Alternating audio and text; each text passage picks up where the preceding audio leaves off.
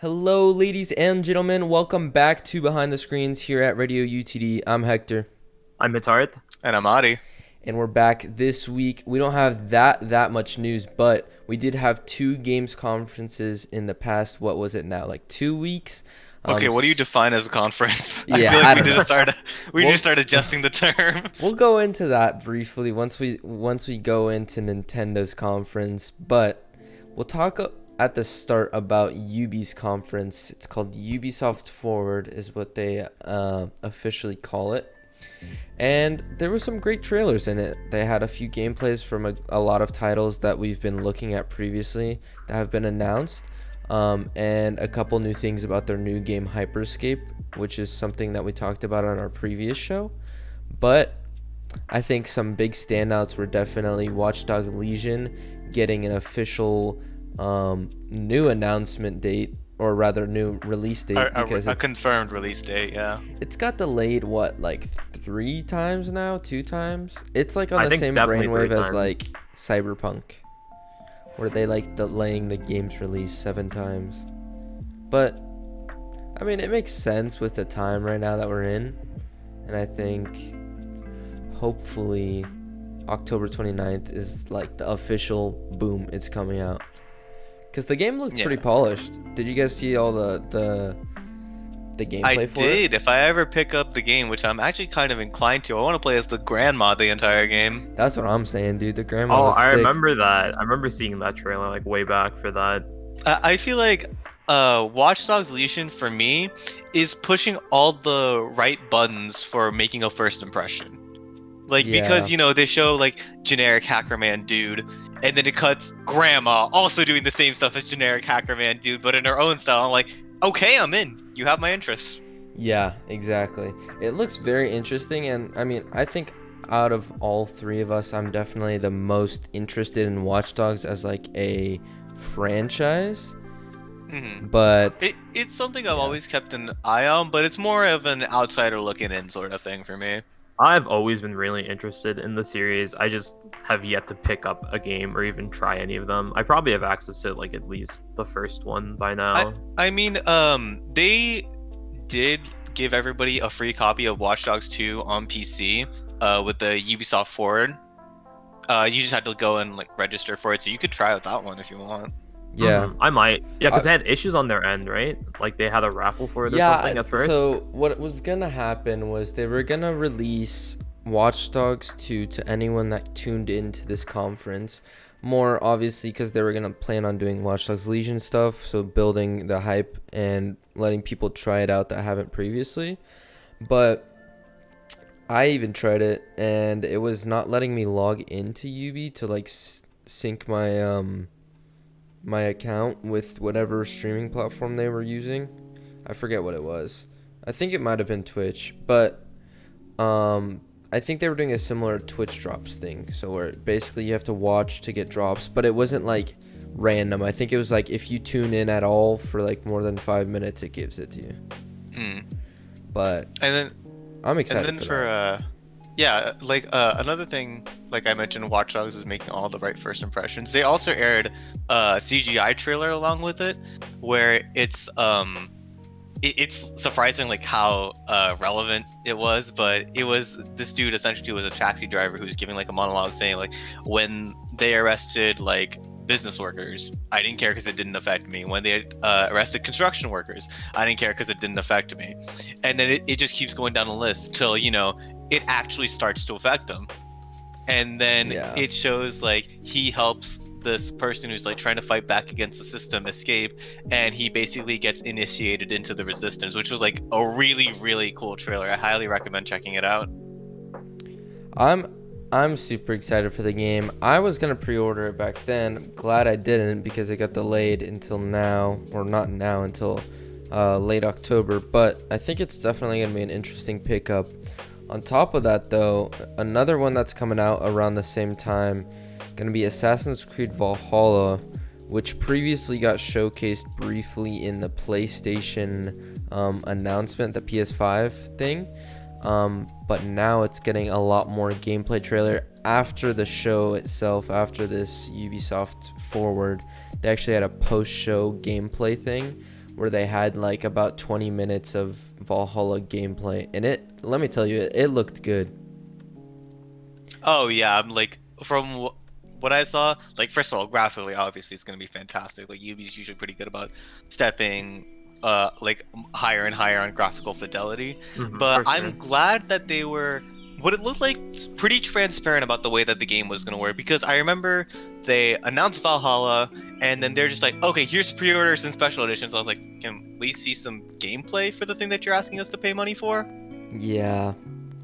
No, I'm really excited to see Valhalla. I don't know about you guys. I'm really excited for the combat in that game, because the combat from what we saw looks so cool. It looks promising. Yeah. For those like that may have played previous Assassin's Creed games, what it's looking like is it looks like a good mix of Assassin's Creed Odyssey as far as the combat fluidity, but it's going back to its roots of Assassin's Creed, like the first couple, where it had a lot more story driven and it was a lot more stealthy and not just back to when it was jumping. Called Assassin's Creed with a number. Yeah, because like I will say that the bad things about Odyssey that a lot of people took away from it is that it wasn't true to its roots. It wasn't stealth anymore. It was just mob fighting, like a full wave of people kind of thing. And I think this one's a little different. What it felt like to me, again, I'm an outsider looking into the Assassin's Creed franchise, although I'll be fixing that soon thanks to Hector, is I looked at Assassin's Creed Odyssey and thought I could give this the name of another title like Roman Empire Conqueror, and like that would still totally fit, and you wouldn't be missing anything. Yeah. You know? I don't know. I'm super excited for it. I know a ton of our friends, Phil, my girlfriend Sammy, Eli, they're all looking forward to getting the game. Phil was really excited for it because we were watching it with them in call. Yeah, they all love Assassin's Creed as a franchise, so I'm very excited to see how that one pans out. Obviously, it's going to be coming to the next gen platforms, but I believe, if I'm not mistaken, it's actually releasing prior to it, and it'll have like their quote unquote smart delivery or whatever they're calling it, so that you can also play it on the new next gen console when it comes out for free. That's good. Yeah, it's going to be coming out on the Xbox Series X, PS5, PS4, Xbox One, PC, and Stadia. What's Stadia? Yeah, I don't know, dude. We haven't talked about it enough, so I think we're... I don't think we need to talk about it. I think we're good. Anyways. Have you not played a single Assassin's Creed game? Are you like I an have actual never outsider? played, and yeah, like I'm totally on the outside looking in. I've like seen maybe 3 minutes of footage in my entire life. Okay. So Hector's the outlier here. Good to know. Oh, you haven't either? No, I haven't. I've maybe seen like minutes of gameplay. I've never actually played one before. See, I haven't played the recent ones. I'm definitely more interested in Origins, which is the one that's set in like ancient Egypt, rather than Odyssey, which is like ancient Greece, or like Rome. I forgot which one. I think it is Greek. Okay. You're right. And so the Origins one looks intriguing to me as far as like the gameplay and such, but I actually played the first Assassin's Creed on the 360, and then I played Assassin's Creed Black Flag on my PC. So those are the two that I've played. I didn't play 2, I didn't play 3, I didn't play any of the ones in between, like Brotherhood and Unity or whatever it's called. So I know yeah. But one reason I have like a good feeling about Valhalla is when they were showing off gameplay elements, they seem to like really want to show off the gameplay loop, and like that's a really like good thing to like show off, like this is how the game's going to function. So it shows you going out exploring with your crew, maybe finding a village, you can raid that village, and then you can take whatever you get from that to go back and build up your own village so you can get access to more resources, and go back out, raid more, get access to more things, so on and so forth. Yeah, no, it looks phenomenal. I think Ubi always lands the lighting in games amazing. Like skies always look fantastic, and they really nail like ambient lighting with for instance, now that it's like in Vikings, a lot of torches and stuff like that, and cool water traveling and such. So definitely a title to look forward to. But another one that kind of, I guess maybe at least for me, I don't think it was mentioned previous. And Hitarth, you would probably know more about this, but Brawlhalla now going a mobile port basically. Yes, sir. A game most people won't probably play on mobile, but at least it's an option. Yeah, so it's gonna actually feature crossplay with all the other platforms, but to me, at least, like that sounds terrible. I can't wait to trash on mobile players when I'm playing Yeah. on I was PC with about my to say. controller. I don't Like, know. How do you get the same dexterity on mobile and like precision inputs for a fighter as you do on a proper controller? It's like playing Smash Bros on your iPhone. Like it's, I don't know what they're planning on doing for controls. I mean, there's obviously those like third-party, like fight sticks or whatever they're called. Oh yeah, people are definitely gonna just plug in controllers to their Somebody phones plugs and an then entire do that. $100 fight stick into their iPhone. Yeah, but And then they have another cable where they extend out their iPhone screen to a big monitor, and then yeah. Yeah, and And at then that might point, as well buy a just PC, you yeah. fool. Well, it's funny because like, if, And then you spend over $80 on that, and you're just like, well, at least I didn't get the game What on have I- PC. no, I don't know. There's been that whole category with like mobile games coming from PC, and like you were mentioning previously when we were talking, games are tending to kind of go from PC games and kind of transitioning to mobile in a lot of companies. But I know you said something about a Tales game, right? Yeah, the Tales of franchise, which is just a very long-running like JRPG franchise that features active combat, had a gacha game that came out on mobile called Tales of Cristoria.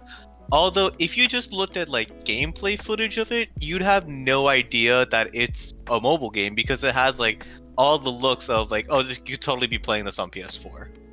Yeah, I don't know, for me, like, I don't mind games coming out on mobile like this, but I mind when, well, this is just me coming from someone that likes gaming. Like, for me, I don't consider mobile games as like gaming really, but I'm saying, I guess, I don't mind if companies port their games, but I don't like when they invest a lot into making games specifically for mobile.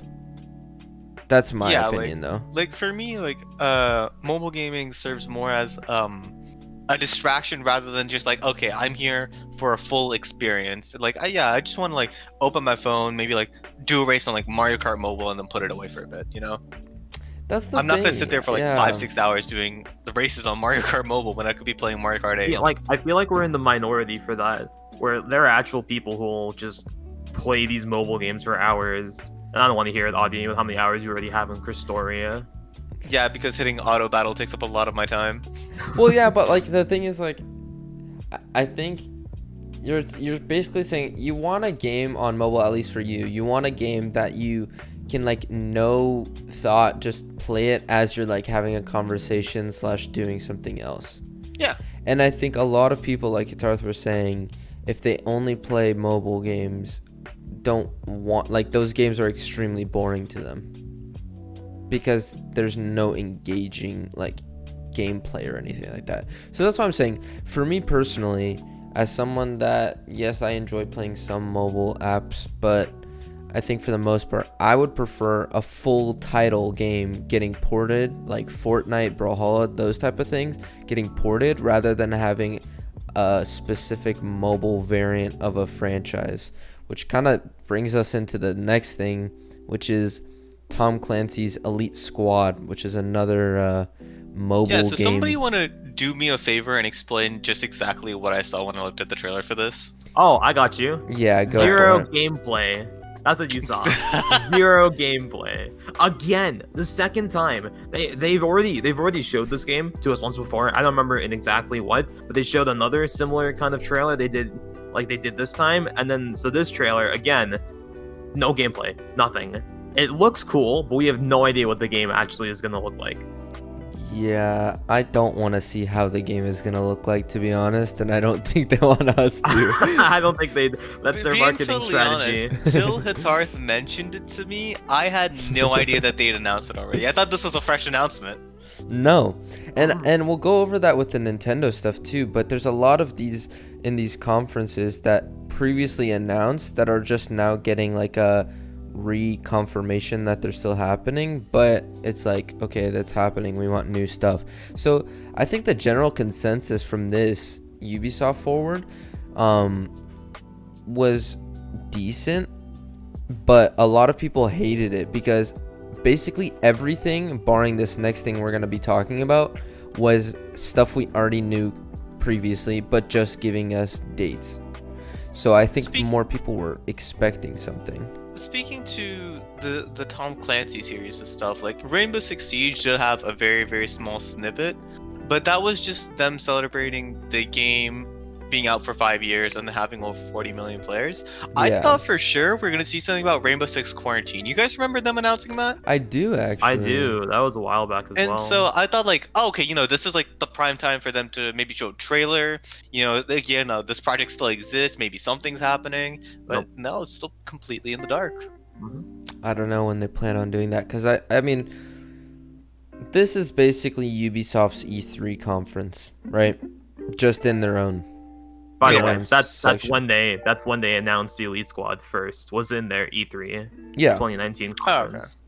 Okay. Yeah, same for Quarantine. Yeah. Was also and they showed brief images of what like looked to be gameplay, but like they only flashed on screen for a few seconds and then moved on. They just showed some cool animatics with the characters and all that. Yeah, I don't know. I think there's a very big disconnect for a lot of these bigger companies making mobile games. Like for me, I would like to see these big game companies, Ubisoft, EA, them to stick to making games on like consoles and PC, and if they want to, porting it onto mobile. But I don't like when big companies like that choose to make specific mobile games, because I think independent developers and studios that make mobile games make them much better, and they're not as much money grabs as these are typically. Yeah. Because at the end of the day, they need to profit. And so like Ubisoft, EA, all those big studios, they don't really care to really grow as a mobile game company. They just want to make more money on a platform they're not already on. Yeah, and then like that's not just exclusive to like the big AAA companies. Like stuff like Minecraft is on the mobile, but clearly it's like a worse experience. Like it's an option, but it's not your go-to. Five Nights at Freddy's is on mobile. All of them are on mobile, but like if you want a Five Nights experience, you want to do it usually like on a PC with like a pair of headphones so you can absorb all the atmosphere and getting scared. I don't think you can just get the same like experience out of mobile. Yeah, exactly. I mean, at the end of the day, it also kind of goes into the whole thing with Switch, because the Switch, yes, I think it is. Obviously, it can be a console, but then they also have to consider the portability of it and how to make these games still feel immersive on handheld, and how to port them onto a console that's not as easy to port like PlayStation and Xbox is. But we'll have to see. I think they did a pretty good job on that standpoint, though. Yeah, they definitely have. I think a lot of companies have been making some great Switch ports. But talking on the last game that Ubisoft had at their Forward, which is definitely a great announcement, is Far Cry 6, and that launching February 18th of next year.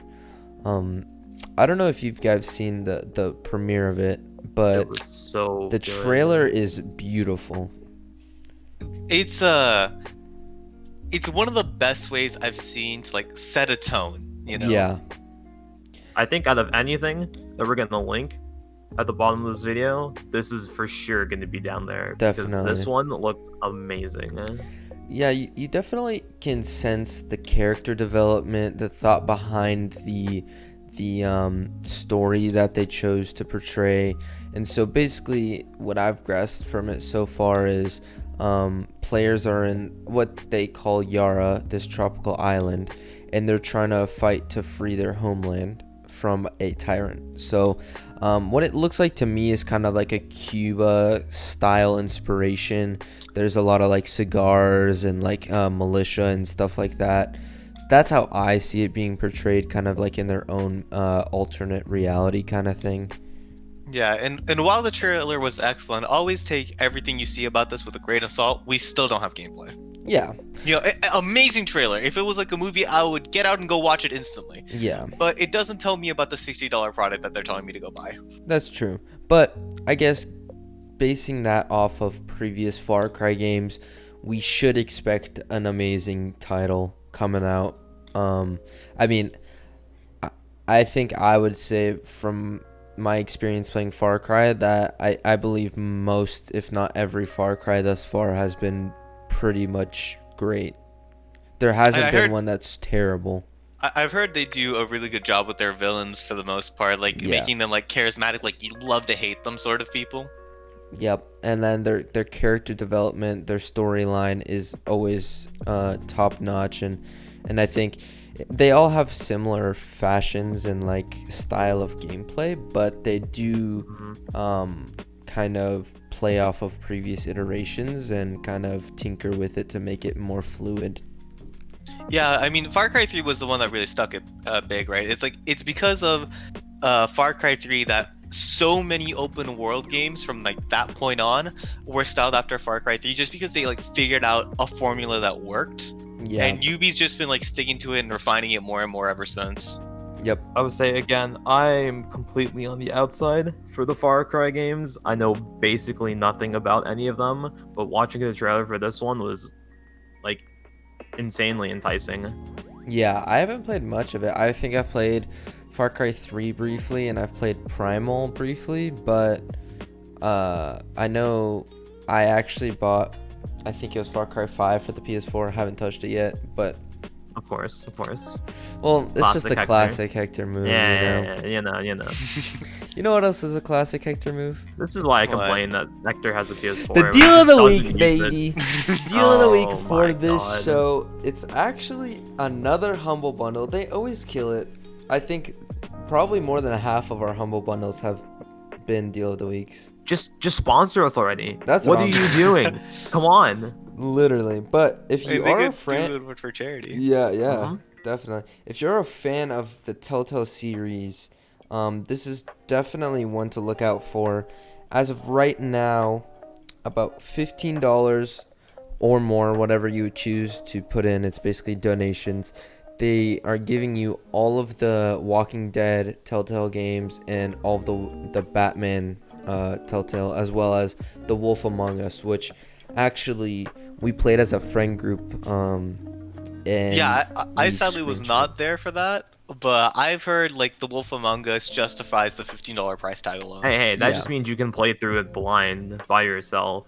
Yeah, And enjoy exactly. that entire game, because I feel True. like part of the game is making the decisions. Yeah, it is. That's true. And it's enjoyable both to watch and play. So, I mean, definitely get someone. Obviously, right now in quarantine, best to stay in your house. But I mean, it was still a great game to even just Discord screen share, and everyone just kind of watches you play it, and you kind of make decisions together as a group. Yeah, like debating over and all. Yeah, that. it's definitely a great one to pick up. But for $15, or if you didn't really care for the Batman ones as much and the newer Walking Dead ones, as of right now of recording, $8.50 for the Wolf Among Us and some Batman and Walking Dead ones seems like a fantastic deal if you want to try it out. Or even just $1 for the Batman and the first 2 seasons of Walking Dead, which, I mean, you can't go wrong for $1. That's such a low like price point. Like, just why not? Just pick It's it up. $1. But I guess if you're not too into that kind of story-driven gameplay, You could always go for chaos. yeah, Overcooked 2 is actually not coming out yet, but I believe it's always been going on sale pretty consistently. Overcooked 1 and 2 kind of getting packaged together for this new one that they're going to be releasing soon, which is called, what is it exactly, the title of it? Overcooked All You Can Eat. It's a collection that combines both of the games. Yep. And Very then fitting also adds title. like bonus content. I can't speak the English language. Content. Yeah, so they're going to Bonus have... context. You get to figure out more lore behind Overcooked. 4K resolution, overall visuals, Obviously, that great online play that they included in the second version, and then just basically a huge surplus of kitchens and chefs to pick from. If you haven't picked that game up and you wanted to try it, I would definitely recommend picking it up maybe on Steam, or if you're playing on console, on the respective stores. But I mean, the first one was fantastic. Second one, I've played. I haven't finished the second one though. The three of us No, can we personally haven't, vouch yeah. for the series because we all played Overcooked 1, and the amount of fun and screaming that we had, Yeah. it's just total mania is what it is, but it's so much fun. Highly recommend it. You call that fun? That was a nightmare, man. Listen, misery loves company. True. I can just see it in my head, us taking the 5 minutes to even get to a level because everyone's moving the van around. Yeah, that's one thing. In the overworld. I'll say check it out yourself, but it is definitely a must pick up if you enjoy couch Grab co-op your style soon-to-be games. ex-friends. Exactly. Exactly. But another kind of Yeah, I great, hate this Hector kid, honestly.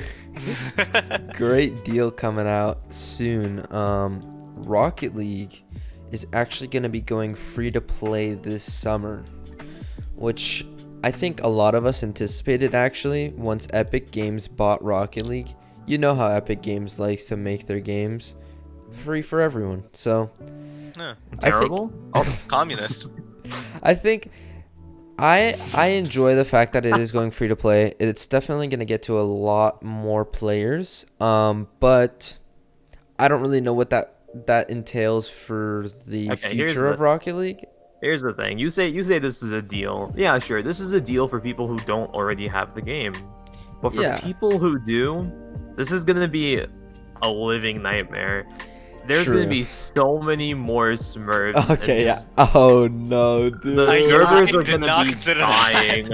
dying. They've been talking about it in our Rocket League server. They posted it, and then the first thing someone said was, "Oh man, more Smurfs inbound," and I'm like, "Oh yeah, you know what? This might be Did bad." not think about Yeah. that. I Rocket mean, League officially a dead game. That's all I'm getting I from mean, people who you actually can't play say it. it's a dead game when it's going free to play. Gonna attract a lot more people because of it. Yeah, it's like saying Valorant's a dead game. It It was is. a dead game. No, I'm That's just why they're kidding. making it free to play. Oh yeah, Valorant. Valorant. I mean- honestly. Rocket I mean, on League the was bright kind of side- dying though, to be fair. So I think this is gonna kind of revive it a little. Yeah, and on the bright side, the people who paid for the game already aren't getting the short end of the stick because they're all getting the DLC. Like, assuming you played Rocket League before the launch of the free-to-play Arrow being live, you get Legacy status, which gets all of the DLC prior to that, and then a few more cosmetics that are like exclusive to people who have the Legacy status, which I think is like a really cool gesture. Yeah. I like the DLC thing. I don't know how I feel about the cosmetics because they're probably gonna look pretty bad, like most of Who the other cares? ones in It's the game. free. Yeah. You're right, it's exactly. free. So is the game. I like the DLC thing. I think that is a great touch. I think I'm interested to see how that'll work as far as cross-platform, because I mean we've had cross-platform between Steam and consoles, but they added this new thing a while back called Rocket ID, which is the equivalent of like a Steam friends list where you can add people, play with them if you want them to play in your own party. Now, however, the Steam version will no longer be available to download for new players after this goes live. Yeah, and this isn't new news because this is something that they announced, surprise, surprise, and shock, that right after Epic Games acquired Rocket League. But they did say that you will still be able to access the game via Steam. So if you have it downloaded or just on your profile, you still have access to Rocket League via Steam. You just won't be able to get a new copy of it per se. Yeah, so Mhm. I So I mean, think they're gonna keep, like, cross-platform is probably still gonna be a thing. I think they're gonna keep the invite system with the way it is because it's mostly in-game at this point now. You add people to your friends like yeah. in-game, and so you'll see them in there. So I guess barring whether you have them on Steam or you have them added on Rocket ID, you'll see them on that list. You can add them. I'm worried about the Smurf thing now because I think I know Psyonix and I know they've tried tackling some of these things previously, but now that they've kind of sold themselves to Psyonix, or sorry, To Epic Epic Games. Games. Psyonix sold them out to themselves. You heard it here, folks. I think I'm worried about the competitive fidelity of the game, because you see games like Valorant really emphasizing hard IP bans for people that are caught smurfing on multiple accounts, and then you have this is a question. I guess this is a question I'll pose to both of you. Is smurfing really that big of an issue when it comes to the Rocket League community? I think you have to see it from a top level gameplay, right? And I'm not talking pro level, but I guess you gotta from see it like from, our like, perspective, like You gotta see it Like, from high like level. higher end perspective. ranks. Casual, high level. So like when you're even like at the lower, it's not as big of a deal, but when you're getting into those higher ranks for Rocket League, I'm saying Diamond and Champ, you'll start seeing people that are like decently ways in the highest ranked Grand Champ smurfing on like a plat account, and they're just destroying, but it doesn't matter because they're technically a plat in the eyes of Rocket League. And so it's really unfair to the people that are playing against it, because you're just basically gonna lose. Like if you're playing against someone substantially better, they have to throw super hard and you have to pop off in order to make it even close. But on the bright side, you can now experience that multi-platform. Yeah. One good Yes, thing though that sir. Psyonix has done, and I think this might help, is turning off cross-platform play. The issue with this is that Well, you can. it will now negate, if you chose that, you cannot play with console people, which makes the queue times extremely long. Yeah, they've had that option in the menu actually. You can Yeah, turn that's what I was off saying. I was saying cross-platform you could play. do that. Mhm. But I'm saying even now more than ever is probably gonna be something that we end up switching to, because Mhm. it's, I mean, and I don't know, I could be wrong about the Smurf thing, everyone could be wrong, it's just a guess, but Rocket League going free to play is great for Rocket League as a game and potentially as an esport, but it is a little rough for people trying to grind at that higher level. Also known as both of your dreams to make it to GC one day, which is the highest rank in the game. We're close, So we're close. I'm so close, man. I believe like one rank outside of Grand Champion, right? Yeah, it's a dream, but I don't know. I think another dream that I feel like should not have came true to these developers is this atrociously looking video game called Gamer Girl, a horror FMV game about a streamer. Wait, hold on. Specifically Okay, so a girl streamer.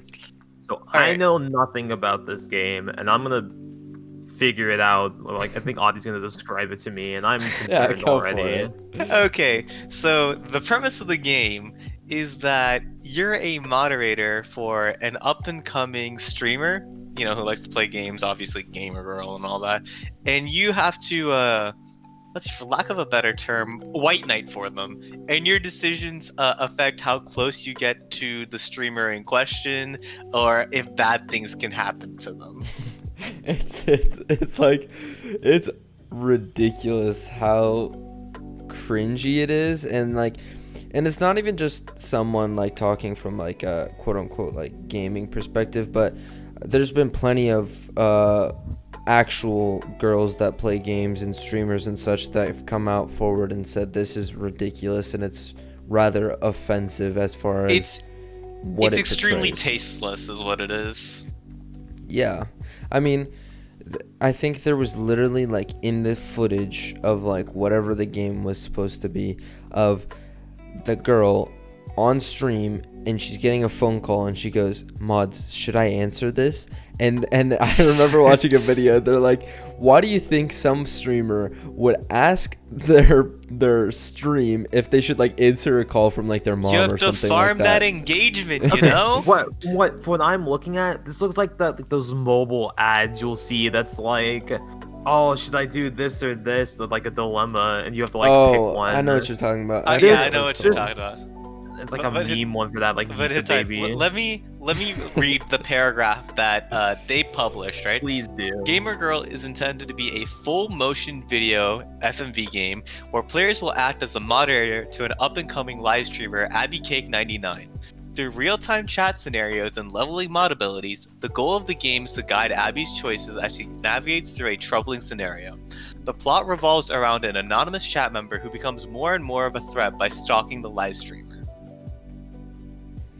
Yeah, it's Oh, just, so that's how it's a horror game. Yeah. yeah, I don't.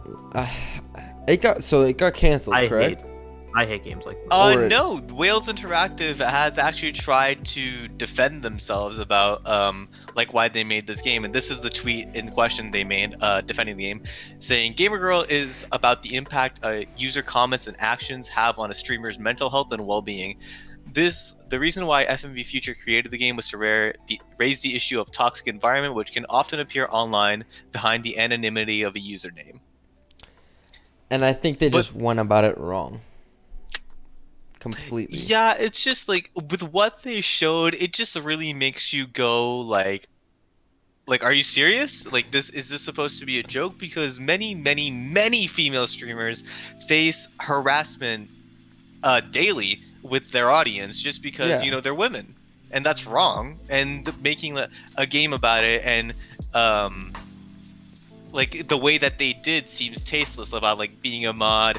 Asking stream, should I pick up this phone call chat? Like the Come way now. that I see it is like they tried tackling, like you said, a very ongoing issue in gaming community, and they're basically, in a way, without intentionally doing it, making it even worse because it's portraying like these quote unquote gamer girls as like someone that would have to relay advice from other people, more specifically moderators. They're like taking the idea of what a gamer girl is and taking it as stereotypical as they can, and Yeah. then making a game about Exactly. it. And it's just so offensive and it's upsetting. So yeah, I it don't just know. really makes you wonder because like female streamers do get death threats just for streaming and like trying to play a game just because they might not be good at it, and just to not make light of it, but to portray it the way that they did is what caused this insane amount of backlash. Yeah, I think it should definitely be dropped. I don't know what the plan is. It's supposed to be coming out September on literally every platform for Fingers God crossed knows that it why. doesn't. It's not coming out But September. the video actually got pulled from YouTube, the trailer for it, since its release on YouTube, and the controversy is definitely strong on this one. So I mean, we'll have to see in the coming months kind of more on that and see what their plan is, but I don't know. I think it's atrocious. I think it's such a disastrous concept. It's one of those things where, only time will tell what becomes of this, but as for what they have now, just don't do this. Yeah. Like, at all.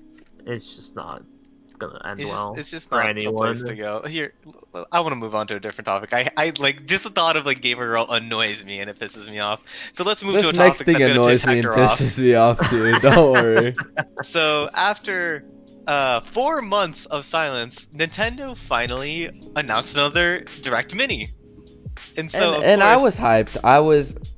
I will say I was definitely the most out of anyone, extremely excited, and I'll talk more on this later about what the potential rumors for these directs would have been. But go I'm ahead, glad tell we stopped everyone what Okay, the okay. actual So- announcement was. Okay, so this was a few days ago. They announced it late at night, and then they just posted a video at 9 o'clock for us here in Central in the morning. And it was about an 8-minute direct that announced 4 games. I let's say announced with massive air quotes. It talked about Cadence of Hyrule, which is a crossover of Crypt of the Nectar Dancer, which is like an adventure beat styled game mixed with The Legend of Zelda, getting DLC, and that's really cool. Then it talked about Rogue Company, which is a third-person shooter game from Hi-Rez Studios, which was already announced. We'd known information about it, but I guess they just wanted to give a few more details. After that was a WWE game where everybody looked like they had bobbleheads, and it seemed just a very like simple and basic and like sort of game. And then after that, they mentioned that they have like these next announcements that we're gonna have are like the last announcements, and there was still 4 minutes of it left. We were like, okay, that's a decent amount of time to talk about something. So they announced Shin Megami Tensei 3, which is Shin Megami Tensei is a JRPG series that's like way old. It's where Persona originated from. It was originally a Shin Megami Tensei game, and they're going to be remaking the third one, Nocturne, which was a cult classic, and that's getting new life on the Switch.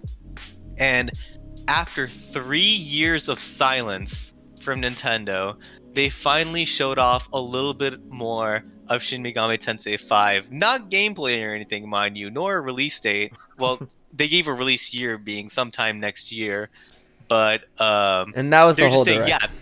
The game exists, and then they closed it from there. And that was Nintendo Direct. And it was I was 4 games. Like, I'll Hector go was more devastated. I'll go more into why it was frustrating for me. And it's not just because of what my expectations were a while previous to the Direct, but more disappointed in how Nintendo carried this event. And I think I've done a lot of looking into it, and like you were saying, starting off, Cadence of Hyrule, that was a pretty interesting announcement. That's a DLC though, so we'll kind of just lean that to the back. That's cool, but it's not a new game, for instance. Yeah, but it was like, looking at it right there made it to like, okay, this is like a good first impression of this type of stuff. Like they want to show like Cadence Hyrule was well received, more of it is good. Seems like a good opening to a Direct. Yeah. Then you go into Rogue Company, a game that previous to the Direct has already been in alpha, so to have a seemingly 1/8 of the entire Direct to be about a game that, to put it lightly, looks pretty stereotypical, boring third-person shooter, and put that onto the Switch. Following that with a franchise that I still don't know why or how people play this, but WWE. And I mean, to each their own, but I think this was already announced as well previous, actually. With the WWE? The WWE was previously announced from this Direct, and it was supposed to be coming out September or October already. It was just once again announced. So that's what I was going to say is, like you said, SMT5 getting basically proof of life, but that was already announced. The only new things that have not previously been announced at all was the SMT3 remake, which is pretty cool for those fans of JRPGs or just SMT in general, and the Cadence of Hyrule DLC, which I don't think that's really that big of an announcement. And that's it. 4 months of silence for 2 things and 3 things that seemingly kind of have already been there. And so, actually, hang on. I want to hear Hitarth's impressions first on what he thought about this Direct before I go a little more into it. Like, I understand where Hector's coming from with how disappointing this Direct is. I was also a little disappointed, but like, I'm not too distraught at the idea of some of the stuff they talked about here. Like, yeah, I don't care about WWE like at all, whatever. And I don't even know what Rogue Company is. I don't even want to know what it is at this point. It's another high-res knockoff. Come on. Yeah. Paladins? Yeah. So, I was okay with the. I actually found it interesting that for the announcement for DLC for Cadence of Hyrule, because that's actually a game I was interested in, and that's actually cool that they're getting more content for that. And then I think this also really caters to the Shin Megami Tensei or SMT fans out there, because this was a pretty big announcement for them, at least. Yeah. Compared to everything else. So I think this Direct was just a little more lackluster, maybe.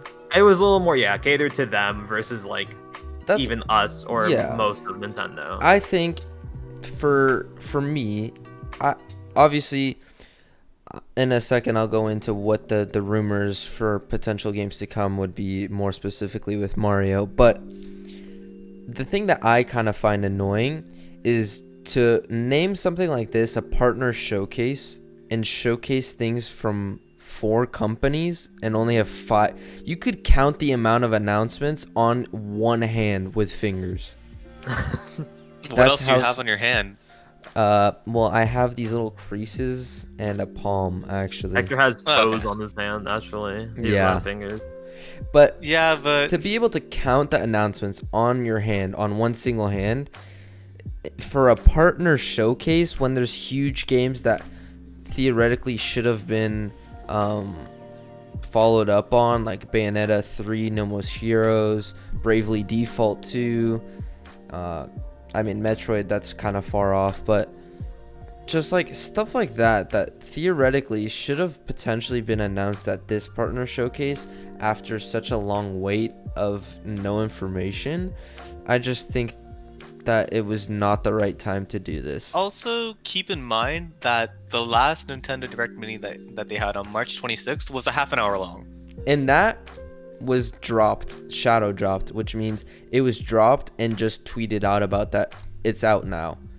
But this one, strangely enough, Directs rarely happen on Monday, which was the first weird thing, but they also announced it at 11 p.m. that it was going to be happening the following 10 hours later. I was saying, yeah, they announced it so I abruptly remember. the night before. It was I just, remember, Hector, because you and I were mid-conversation about, like, yeah, they haven't had a Direct in a while, and then you looked on Twitter and you said, oh, they just announced a Direct. I was like, really? Yeah. And Which you were expecting. I was if expecting. you want to go a bit more into that. So yeah, so going into the rumors, there have been obviously ongoing leaks and rumors that specifically there was going to be a Direct on July 20th, and they nailed it. They were right about it coming out the 20th. But there was also other rumors, not that it would be showcased specifically at this one, but that it was happening, that there was going to be 3D remasters of Mario 3D games. And so we're looking at Super Mario 64, Super Mario Sunshine, which is one of my favorite games of all time, and Super Mario Galaxy, which I know Audie definitely loves.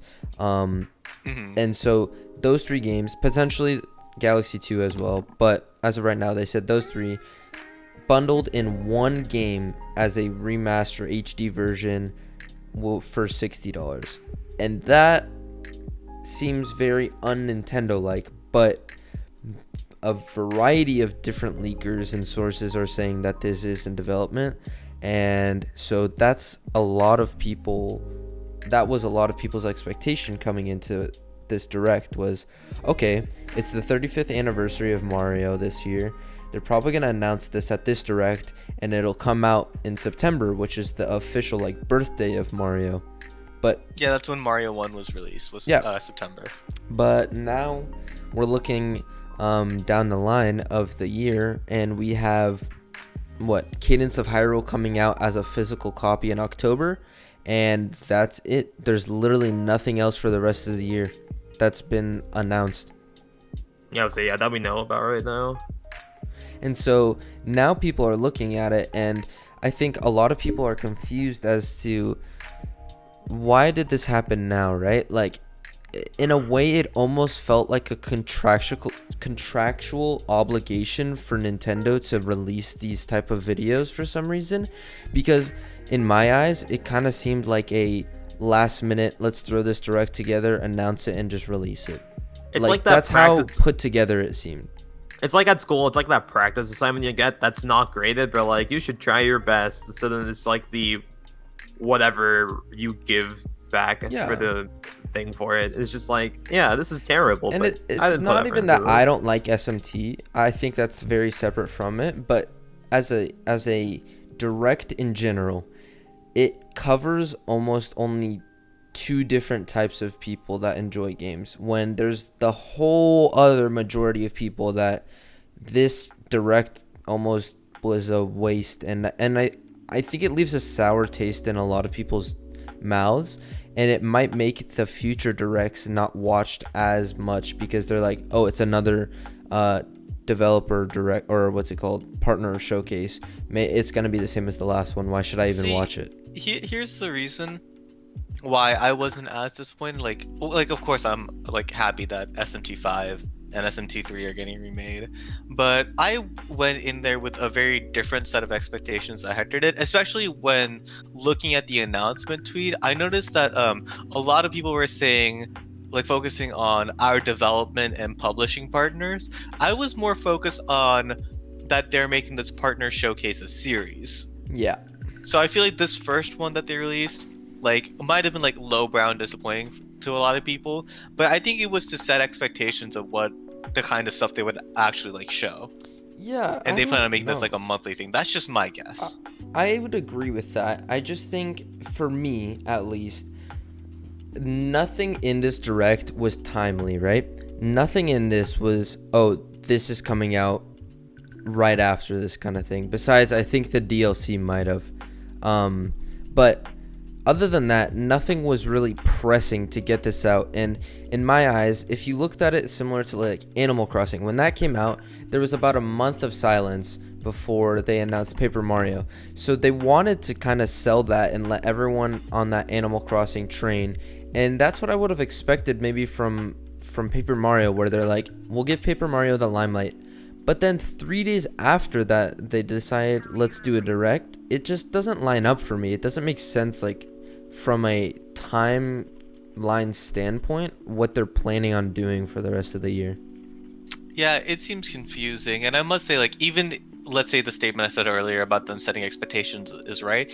This was a bit tone deaf, seeing as they had, this year has pretty much consisted of having no direct till March, getting, you know, Animal Crossing coming out, Xenoblade coming out, and them having their time in the spotlight. Paper Mario Origami King getting shadow dropped without any prior announcement. It was just uploaded on YouTube one day. And then, you know, Paper Mario comes out and everyone's just like, okay, so what's next now? And then, you know, they announce this and then they show 8 minutes of stuff. Like, when you look at what they've done this year, I feel like they could have been more self-aware about the type of content that they wanted to show, like, their fans, and just being like, they were starved is like the best way I'll put it. Because, like, think about it, right? Like you said, Xenoblade fans, they got their game, and then we have Animal Crossing people that enjoy that type of game, they got that, and then we have Paper Mario. Other than that, people are basically like just relying on third-party developers to make games for the Switch and trying those out, or going to their backlog of games and trying to just replay some games, or going back to games that they haven't played from previous years, which I think, yes, it might be like very characteristics or like very typical of Nintendo, but I don't think that's good in any way. I don't think that's a strong thing to have. I'm just really hoping that this isn't all we hear from Nintendo for another while again, because a lot of the stuff they had most recently wasn't the best. And it's like, at this point, I just hope that Nintendo has some kind of internal issue going on to warrant this kind of behavior. Otherwise, I just don't know what Nintendo's on right now. They said COVID didn't impact the release of the rest of their games for the near future, but I genuinely do think it has, even though they said it hasn't. And I think if it hasn't, then their plan has just really not sat well with the majority of people that love Nintendo, right? I think they kind of missed the mark on a lot of things. Yeah, because if you look at like the likes-dislike ratio on the American partner showcase, it's 91k likes, 71k dislikes, which is you really don't see that sort of reception for Nintendo. And I think I'd like to take a guess as to why everybody's so frustrated. And, you know, Hector, you're frustrated. I'm a little bit frustrated, you know? Like, obviously I'm not gonna be like, Nintendo sucks, how could you do this to us? And, like, slam my desk. But I think it's aggravating for a lot of people because they know that internally they probably got like a bunch of cool projects that they're working on. that that all of us like also pretty much know that they're like working on, like Metroid Prime, Bayonetta, No More Heroes. Like we want to see all this stuff, but it's still under wraps. Yeah. And even though it might be alive on the inside, we don't see any of it. So we're just like, is everything good? You know what my prediction on that is? I What? think the reason as to why they're doing this is because of two things, right? I think the first thing is you see the likes of Bayonetta, right? Metroid, those type of games being delayed / not having any further announcements after its initial debut kind of premiere. And I think they're afraid of doing that again because a lot of people are kind of getting upset and kind of impatient, frankly, with Nintendo of where is an announcement for this. And I think they're scared of announcing new franchises and not delivering the deadlines or delivering the game period after a certain amount of time. That's how I see it. Because as of right now, yeah, maybe those games aren't directly getting impacted by COVID that have been in development for a while, but potentially games that they announced that are rather early in development could be delayed pretty hefty as far as... So what, do you believe that they're afraid of announcing anything other than a guaranteed release date? Yeah, I think they're afraid of announcing first-party titles because they don't think that they can get it out on time for when their projected deadlines are, and so I think they're stalling. I think they're really stalling with a lot of titles.